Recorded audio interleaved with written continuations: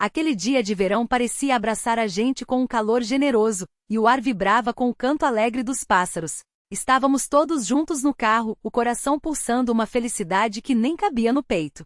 Era como se, pela primeira vez, estivéssemos prestes a viver de verdade aquele sonho que havíamos construído com nossas próprias mãos. Parecia incrível lembrar que poucos meses antes, aquela casa de campo não passava de um barraco abandonado, esquecido pelo tempo, o chão apodrecido, o teto cheio de buracos, a lareira enferrujada e teias de aranha dominando cada canto. Mas nós acreditáramos que poderíamos transformá-la. Meu marido passava todos os fins de semana ali, ferramentas em punho, enquanto as crianças carregavam tábuas e latas de tinta com entusiasmo. Eu, por minha vez, ajudava a raspar paredes e limpar janelas, imaginando as cortinas que escolheria, sonhando com as manhãs em que acordaria ao som dos pássaros.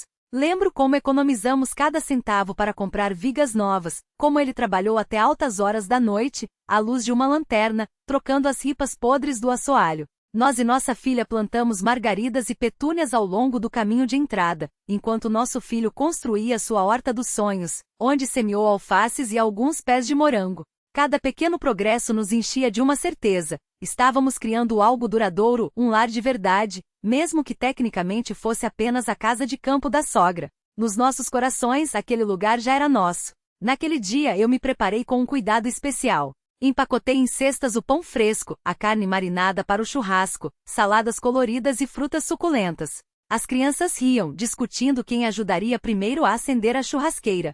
Tínhamos planos para o dia todo: trabalhar um pouco no jardim, fazer um piquenique em família e à noite, nos reunirmos em torno da mesa de madeira que meu marido havia montado com tábuas velhas, restauradas por suas mãos. Até pensamos em convidar os vizinhos para mostrar como o lugar havia ganhado vida, como estava acolhedor e cheio de encanto. Quando o carro parou diante do portão, algo dentro de mim se apertou. A porteira, que nós mesmos pintamos de um verde vibrante, brilhava sob o sol. O caminho estava limpo e as flores, antes murchas, agora dançavam em cores vivas. As crianças foram as primeiras a saltar, correndo em direção às plantas e gritando: "Mãe, olha como tudo cresceu!" Meu marido, com um sorriso orgulhoso, pegou as sacolas e olhou para casa antes de dizer, baixo, como se falasse consigo mesmo: "Agora sim, temos um lugar para voltar." Mas a alegria esbarrou em algo inesperado. Junto ao portão estava a sogra. Não havia nenhum sorriso em seu rosto, nenhum gesto de boas-vindas.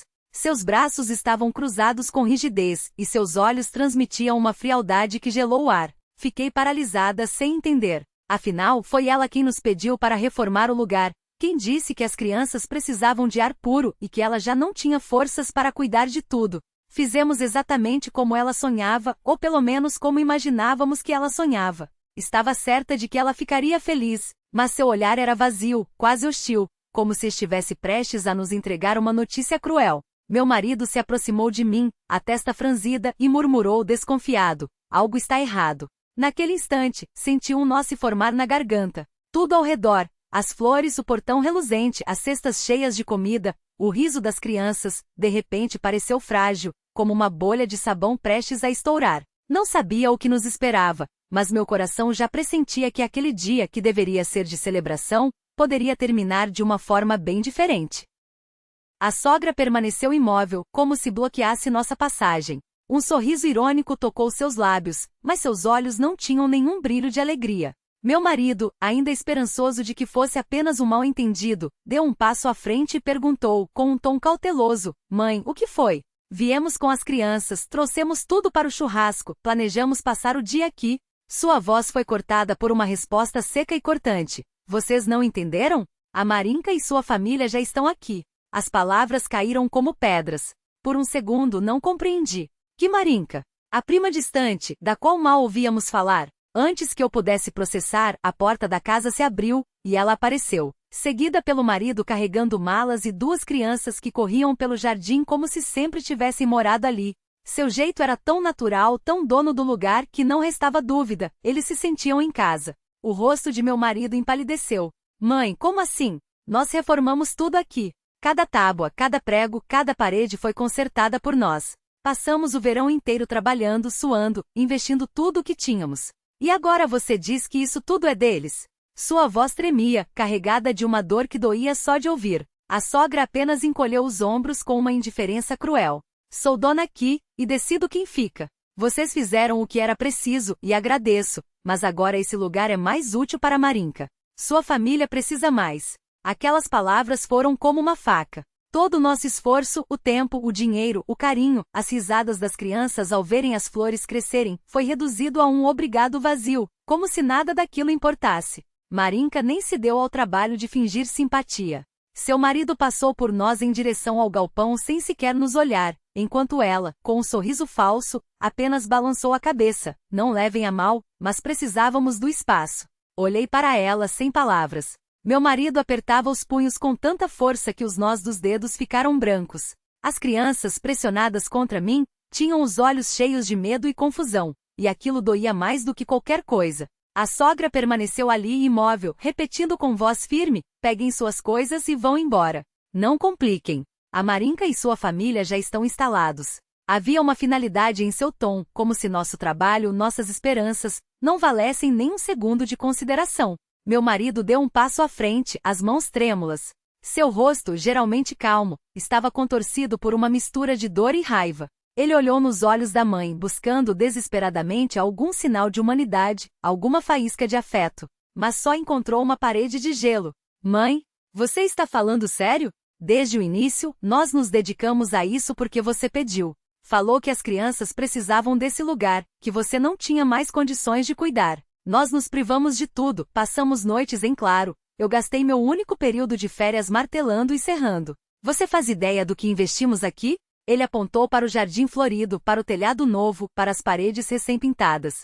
Isso não é mais uma casa de campo. É um lar. E agora você nos expulsa como se fossemos estranhos. Ela nem pestanejou. Cruzou os braços com ainda mais firmeza e respondeu gelada: chega de drama. Eu decidi e pronto. Você é meu filho, mas quem manda aqui sou eu. A Marinka e sua família são mais próximos, mais necessários agora. Aquelas palavras o atingiram como um soco. Ele recuou como se tivesse levado um golpe físico. Vi seus olhos se encherem de lágrimas, mas ele se esforçava para se manter firme por causa das crianças. Nosso filho mais velho, apertado contra mim, perguntou com uma voz trêmula: mãe, a gente não vai ficar? Não vamos mais morar aqui? Não soube o que responder. Algo dentro de mim se partiu. Como explicar a uma criança que o amor, o trabalho e a dedicação às vezes são pisoteados por pessoas para quem nada disso tem valor? Apenas os abracei com mais força, tentando esconder minhas próprias lágrimas enquanto acariciava seus cabelos. Enquanto isso, Marinka agia como se nada estivesse acontecendo. Ela e o marido desempacotavam suas coisas, espalhavam comida sobre a mesa que nós havíamos construído, enquanto suas crianças corriam pelo jardim, mexendo nas nossas flores, jogando brinquedos sobre a horta que nosso filho havia plantado com tanto carinho. Tudo o que havíamos feito estava sendo tomado de nós, bem na nossa frente. A voz de meu marido se quebrou. Ele já não conseguia conter a dor. Você realmente entende o que está fazendo? Sua voz explodiu, rouca de uma raiva que já não conseguia mais conter. Não é só a mim que você está traindo. São seus netos, olhe para eles. Eles estão dolidos, com medo. Acreditavam que este lugar era o lar deles, que aqui estavam seguros. E você faz isso? Mas os olhos da sogra permaneceram gelados, como se por trás daquelas pupilas não houvesse mais nada além de um vazio calculista. Ela apenas jogou as palavras no ar, secas, definitivas. Pare de dramatizar. Crianças esquecem. E então, com um gesto brusco, virou as costas, como se nossa dor não passasse de um incômodo menor a ser varrido para debaixo do tapete. Foi naquele exato momento que senti o chão se abrir entre nós. Não era mais uma discussão, não era mais um desentendimento, era um abismo. Algo que nenhuma desculpa, nenhum tempo, nenhuma memória compartilhada seria capaz de preencher. Saímos dali correndo, como se o próprio ar daquele lugar nos empurrasse para fora. Meu marido carregou as malas em silêncio, as mesmas malas que havíamos enchido com esperança apenas algumas horas antes, imaginando risadas ao ar livre e noites estreladas, o cheiro de terra molhada depois da chuva. Agora cada zíper fechado soava como um ponto final. As crianças entraram no carro sem uma palavra. O silêncio delas doía mais do que qualquer grito. Minha filha apertava contra o peito seu coelho de pelúcia, os dedinhos afundando na pele macia do brinquedo, como se buscasse nele um refúgio que nós não pudéssemos mais oferecer. Meu filho, com os punhos cerrados no colo, fixava o olhar na janela, lutando contra as lágrimas que teimavam em escorrer, não por fraqueza, mas porque ele havia entendido. Entendido que às vezes as pessoas que deveriam nos proteger são as mesmas que nos deixam cair. A estrada de volta foi uma tortura. A paisagem que sempre me enchia de paz, os campos verdes, as flores balançando ao vento, o céu aberto, agora parecia estranha, como se tivéssemos sido banidos de um lugar que já não nos pertencia. As cores desbotaram. O sol, antes um abraço quente, agora queimava a pele como uma acusação. Meu marido dirigia com os nós dos dedos brancos, o maxilar tão tenso que eu via os músculos pulsando. Não precisava de palavras para saber o que ele sentia. A traição de uma mãe é uma ferida que não cicatriza. Ele cresceu acreditando que ela era seu porto, seu último refúgio, e em questão de minutos, aquelas poucas frases geladas dela haviam demolido tudo. Não havia mais fundação. Não havia mais confiança. Só restava o eco de uma pergunta sem resposta. Como alguém que te carrega no sangue pode te esmagar com tanta frieza? Dentro de mim, as emoções se digladiavam. Raiva, uma dor surda, um vazio que crescia como um buraco negro engolindo tudo ao redor. Não conseguia aceitar. Não era só sobre o dinheiro, não era só sobre o suor derramado em cada tábua daquela casa, cada planta regada, cada plano traçado à luz de velas. Era sobre nós. Sobre a parte de nossa alma que havíamos enterrado naquele chão, convencidos de que estávamos construindo algo eterno. E de repente, com um simples assinar de papéis com o minha decisão está tomada, tudo virou nada. A frase dela martelava na minha cabeça, repetida como uma sentença. Agora é a Marinka com a família dela. Não éramos mais nós. Éramos intrusos. Éramos o passado. E o pior, tínhamos sido apagados sem nem ao menos um aviso.